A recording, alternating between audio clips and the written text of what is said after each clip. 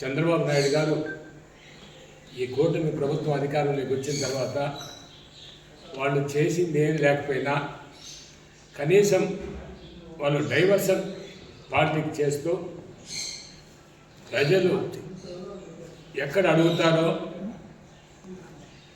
మీరు ఇచ్చిన హామీలు నెరవేర్చలేదని ఒక దుర్మార్గమైన చర్యకు పాల్పడడం జరుగుతూ ఉంది. ఎందుకంటే శ్రీ వెంకటేశ్వర స్వామిని విశ్వవ్యాప్తిగా భక్తులంతా కూడా నమ్మడం జరుగుతుంది. అలాంటి వెంకటేశ్వర స్వామి ఒక ఆరాధ్య ప్రసాదమైన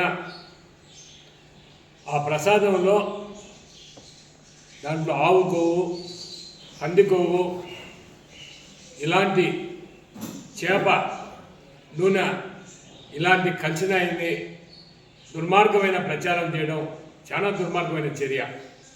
ఇలాంటి ఎందుకంటే అప్పుడు చంద్రబాబు నాయుడు గారు అధికారంలో ఉన్నప్పుడు అప్పుడు వచ్చిన ట్యాంకర్లే, ఆ ట్యాంకర్లలోనే అప్పుడే అవన్నీ కూడా పరిశీలన చేయడం జరిగింది. ఆ రోజే కల్తీ జరిగిందని ఆ ట్యాంకర్లు వెనక్కి పంపితే ఆ ట్యాంకర్లు కాళహస్తి దగ్గర దాన్ని పక్కన ఆపి మరలా అదే ట్యాంకర్ను టీటీడీ లేకి అదే ట్యాంకర్ నెయ్యిని కూడా దింపడం జరిగింది.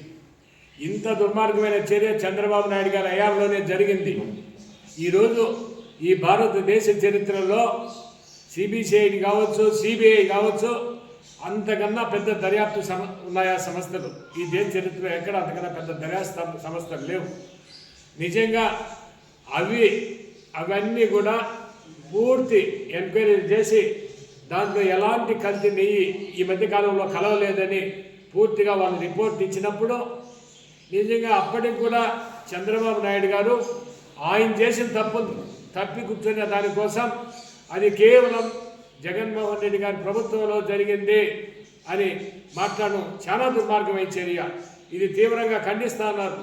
రాజకీయాలు చేయొచ్చు కానీ ఎందుకంటే భగవంతుడు శ్రీ వెంకటేశ్వర స్వామిపై ఇది ఇంత దుర్మార్గమైన వాళ్ళ ప్రసాదాలపై ఆరోపణ చేయడం నిజంగా ఇది ఎవరైతే వెంకటేశ్వర స్వామి భక్తులు ఇది క్షమించే పరిస్థితి లేదు.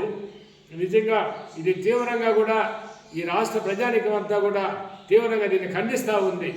అలాంటిది ఏదైనా తప్పు చేస్తుంటే జగన్మోహన్ రెడ్డి గారి పరిపాలనలో టీటీడీ చైర్మన్గా ఉన్న వైవి సుబ్బారెడ్డి గారు ఆయన సుప్రీంకోర్టుకి వెళ్ళడం జరిగింది.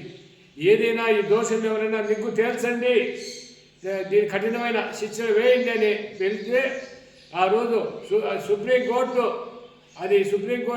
విచారణకు సిబిఐ చేస్తే ఆ సిబిఐ కాదు, సిబిసిఐడి కాదు, ఇలాంటి అన్నీ కూడా ఎలాంటిది కల్తీ జరగలేదు అని వీళ్ళ హయాంలో కల్తీ జరగని కూడా తేల్చి చెప్పడం జరిగింది. ఎవరైనా తప్పు చేసి ఉంటే ఆ ప్రభుత్వంలో ఉండే టీటీడీ చైర్మన్ సుబ్బారెడ్డి గారు సుప్రీంకోర్టుకి ఎందుకు వెళ్తారు?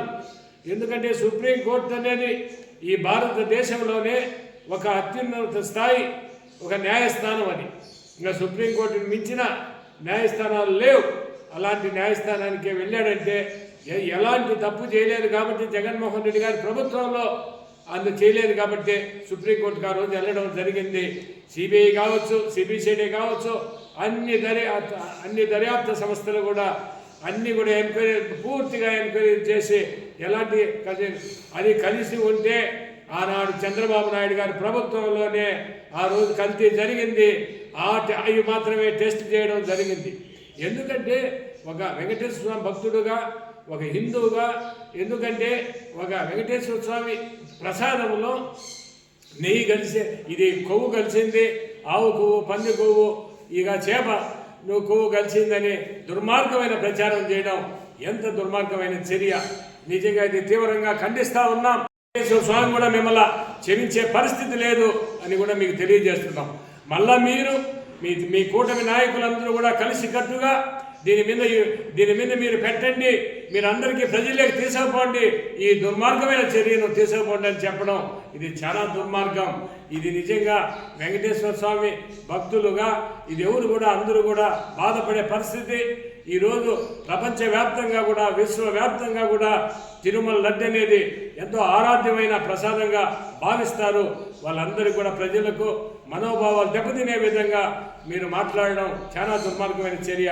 ఇది తీవ్రంగా మేము వైఎస్ఆర్ కాంగ్రెస్ పార్టీ కావచ్చు, ఈ ఆంధ్ర రాష్ట్ర మొత్తం ఈ ప్రపంచవ్యాప్తంగా ఉండే తెలుగు ప్రజల మనోభావాలందరూ కూడా దెబ్బతీసినందుకు మిమ్మల్ని ఆ వెంకటేశ్వర స్వామి కూడా శిక్షిస్తున్నాడని మీ అందరికీ కూడా తెలియజేస్తూ ఇది వైఎస్ఆర్ కాంగ్రెస్ పార్టీ తీవ్రంగా ఖండిస్తూ ఉంది. ఇప్పటికైనా మానుకోకుండా మరలా మీరు ఒక క్యాబినెట్ మీటింగ్ పెట్టుకొని ఒక కమిటీ వేశారు. ఆ సిబిసిఐడి కన్నా సిబిఐ కన్నా మీ ఎంక్వైరీ గొప్పదా? మీరు వేసి ఎవరో ఒకరి మీద కేసులు బనాయించాలనే ఒక దుర్మార్గమైన ఆలోచన రావడం జరిగింది. ఇది ఎక్కువ రోజులు కొనసాగదు. మీరు శ్రీ స్వామి మిమ్మల్ని క్షమించడు. ఎందుకంటే సుప్రీంకోర్టే మాట్లాడింది. ఏదైనా ఒకటి మీరు ఆరోపణ చేసేటప్పుడు, ఒకటి మాట్లాడేటప్పుడు శ్రీ వెంకటేశ్వర స్వామిపై ఒక సీనియర్ ముఖ్యమంత్రిగా ఉండి ఇలా మాట్లాడేది మంచి పద్ధతి కాదు అని సుప్రీంకోర్టు మిమ్మల్ని మందలించడం జరిగింది. అది సుప్రీంకోర్టు మందలించినా కూడా మీరు ఎలాంటి లేకుండా సిగ్గు ఎగ్గు లేకుండా ఇంకా కూడా మాట్లాడడం చాలా దుర్మార్గమైన చర్య. ఇది పూర్వంగా ప్రపంచవ్యాప్తంగా ఉండే ప్రతి హిందువు కూడా దీన్ని తీవ్రంగా ఖండిస్తూ ఉంది. ఎందుకంటే రాజకీయాలు చేయొచ్చు, రాజకీయం మాదిరి ఉండాలా. ఇలాంటి దుర్మార్గమైన రాజకీయాలు గతంలో ఎప్పుడు కూడా జరిగిన దాఖలాలు లేవని కూడా మీ అందరికీ కూడా తెలియజేస్తున్నాం. ఇది తీవ్రంగా కూడా మేము ఖండిస్తాం. మీకు ఇచ్చే ఈ రిపోర్ట్స్ కూడా అన్నీ ఇవ్వడం జరుగుతుంది. ఇవన్నీ కూడా పరిశీలించాలని కూడా మేము కోరుతున్నాం. కడప జిల్లాలోని మరిన్ని వార్తా విశేషాల అప్డేట్స్ కోసం మా SCN న్యూస్ ఛానల్ను తప్పకుండా చూడండి.